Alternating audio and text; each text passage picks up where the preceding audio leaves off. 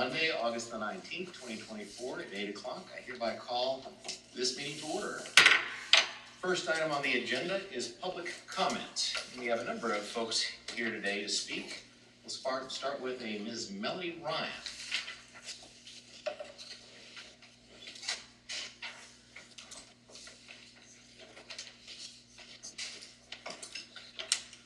Good evening. I'm Melody Ryan, and I'm running for Pflugerville City Council Place 5. I'm here to speak on an issue that goes to the heart of our democracy, the right of the citizens to petition their government and have their voices heard at the ballot box. The Texas Supreme Court has ordered that a petition signed by over 7,100 citizens be put on the ballot, a clear affirmation of this fundamental right. I will always stand up for the principles of democracy and the rights of the people to have a say in the decisions that impact their lives. This is not just about following a court order, it's about respecting the will of the people. I also believe that collaboration is key as we move forward. I have great respect and support for our first responders. We're all here to serve the same community, and by working together, we can deliver the best services while being mindful of spending to keep costs affordable for everyone. I'm committed to working with leadership to find a path that honors our democratic values while addressing the needs and concerns of our community. Together, we can work to ensure that our decisions reflect the people's voice, strengthening the trust between our citizens and our government. Thank you all for your service. Thank you, Ms. Ryan.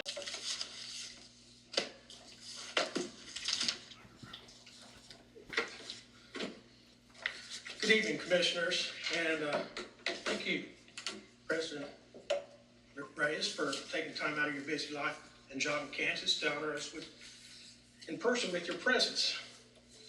What does that make now? Your 6th in-person appearance out of the 47 video documented meetings since COVID was over 36 months ago that the rest of the board started meeting in person again.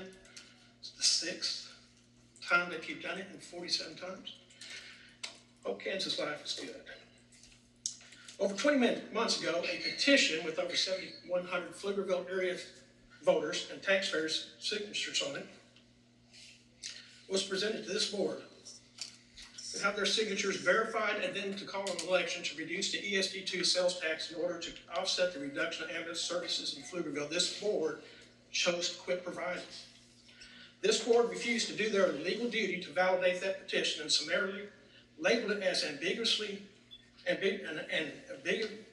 legal insufficiency without any clarification. This forced a group of people to sign that petition to file a lawsuit, which this board fought for over a year and a half, spending many hundreds of thousands of taxpayer dollars, that's my dollars, in an attempt to deny the rights of thousands of registered voters their right to petition their government. In fact, the Texas Supreme Court ruled 3 months ago that this board lacked the discretion to conduct its own unauthorized legal analysis to keep an otherwise qualified petition off the ballot entirely. The Texas Supreme Court ruling went on to say that mandamus relief was an appropriate remedy to force you 5 unelected commissioners to validate the petition called election, also stating that this board was guilty of a clear abuse of their discretion and had violated their duty that's imposed by law. That was in that ruling.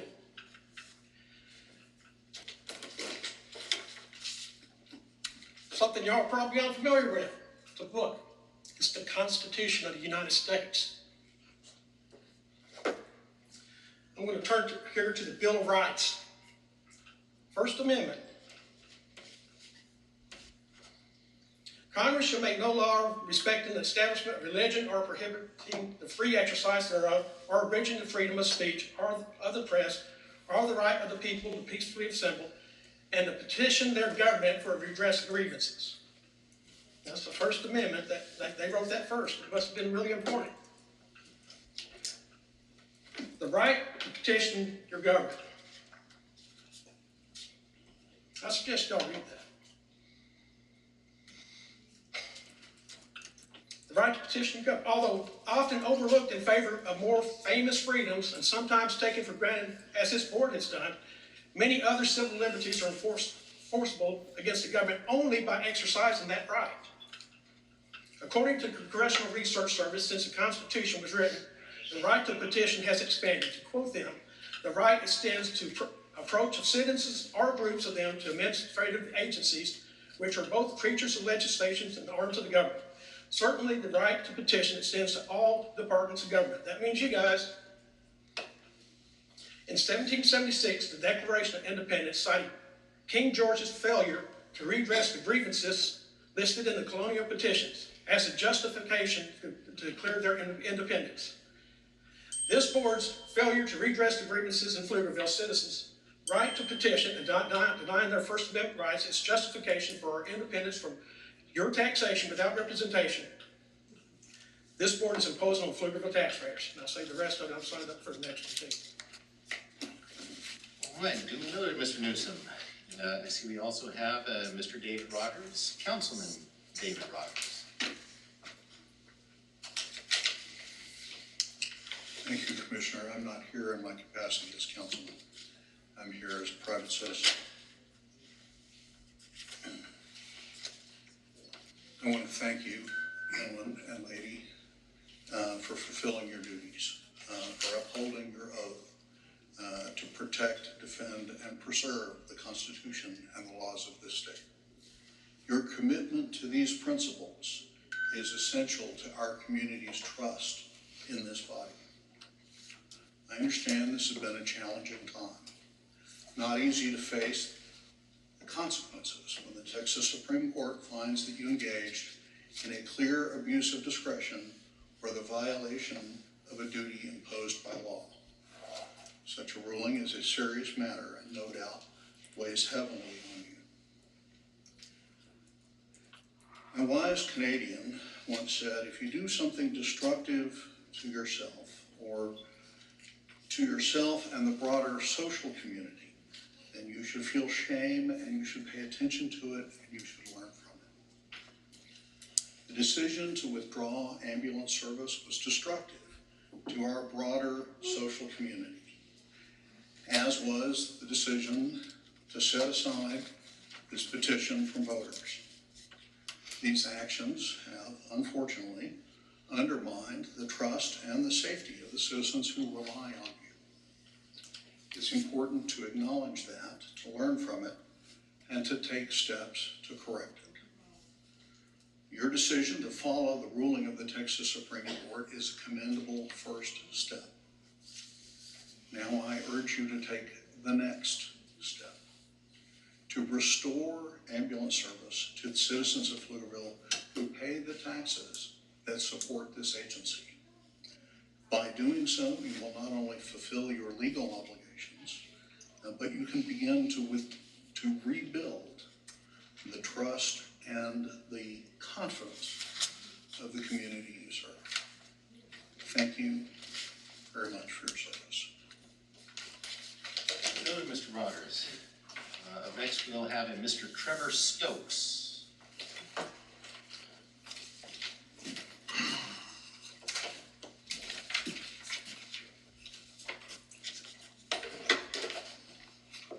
Commissioners, Trevor Stokes, President, Pflugerville Professional Firefighters Association.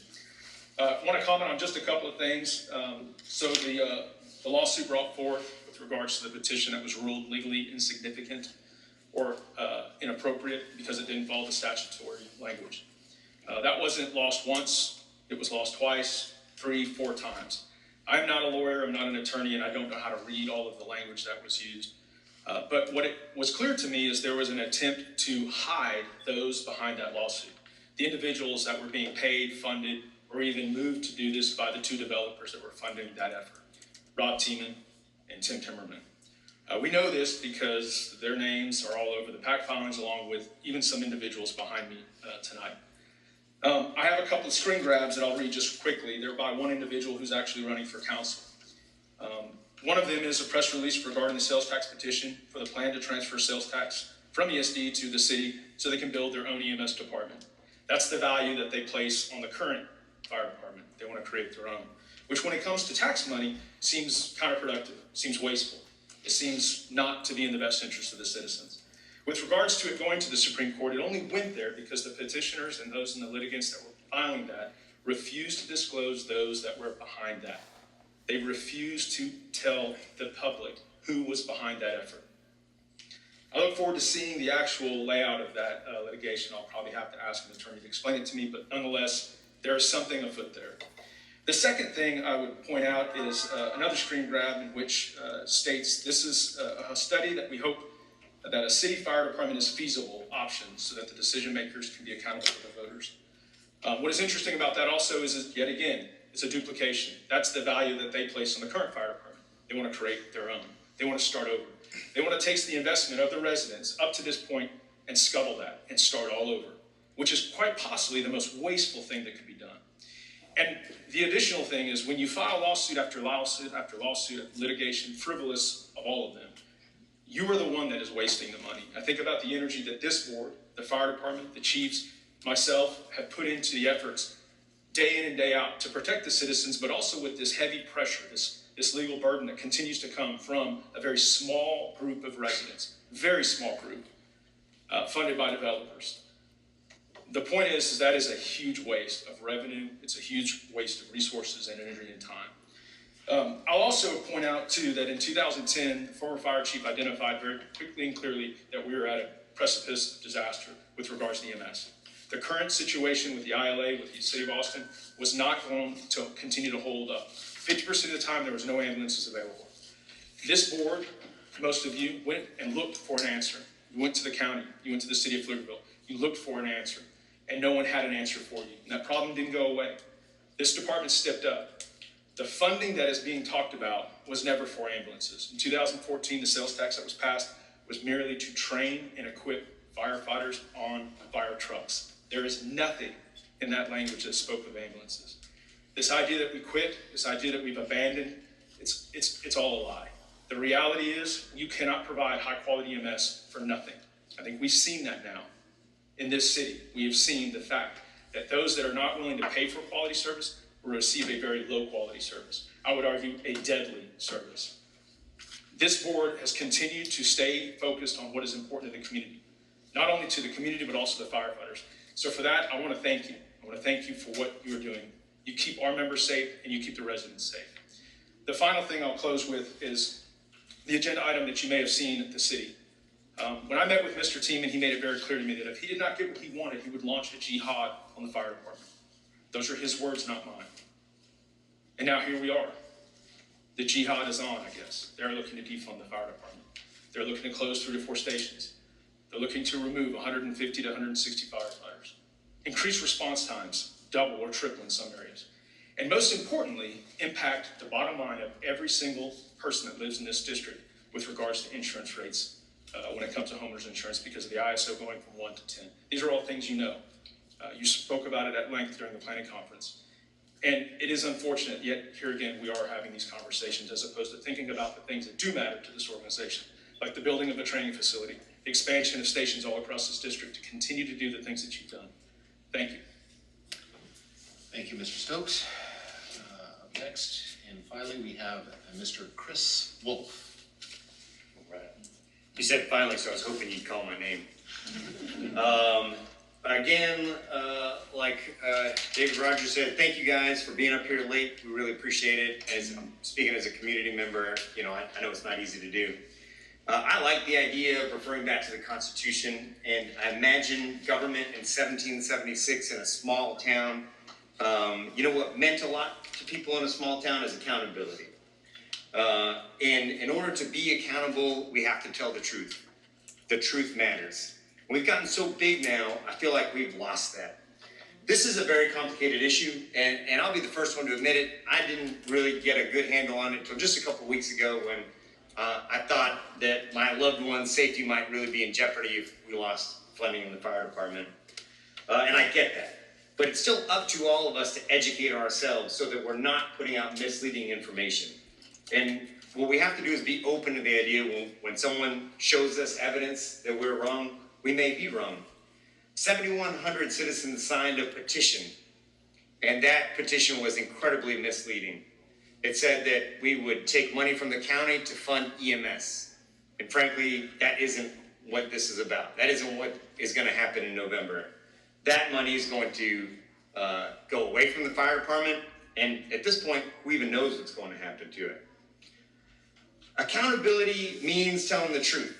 It means calling a spade and calling out people who don't tell the truth. And trust in government is built on that accountability. I am really happy that the city of Pflugerville supports its firefighters.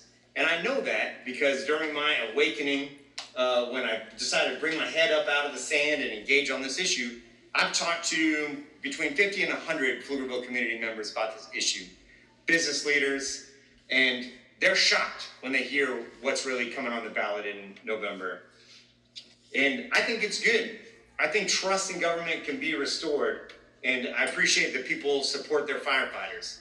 And I can make a promise to you guys on the board and to the citizens listening at home, the firefighters are not going to stand by, and the community is not going to stand by and let this happen. The days of 10 or 12 people wagging the dog are over. The community is going to rise up, and they're going to put this issue to bed like they should. Community means trust, and trust is based on accountability. Thank you. Thank you, Mr. Wolf. All right, that concludes the list of folks who signed up for public comment. We'll move on to discussion and action items. Number 3 on our agenda is receiving a monthly report from our district's legal counsel regarding pending litigation matters, contract issues, legislative affairs, and consider taking related action. Counselor, do we have anything that we can speak in this forum? What's appropriate? I think we need to go to executive session so I can give you legal advice. You'll note here in the room is Mr. Jim Cowser, who is election law specialist that you retained, if y'all recall, I think 2 months ago now. So Jim's been involved in kind of evaluating the steps that you need to take along with me, and I think we have some things to talk about before you move on to the next item on the agenda with respect to the election. Makes sense, Mr. Carlton. We will abide. The time now is 8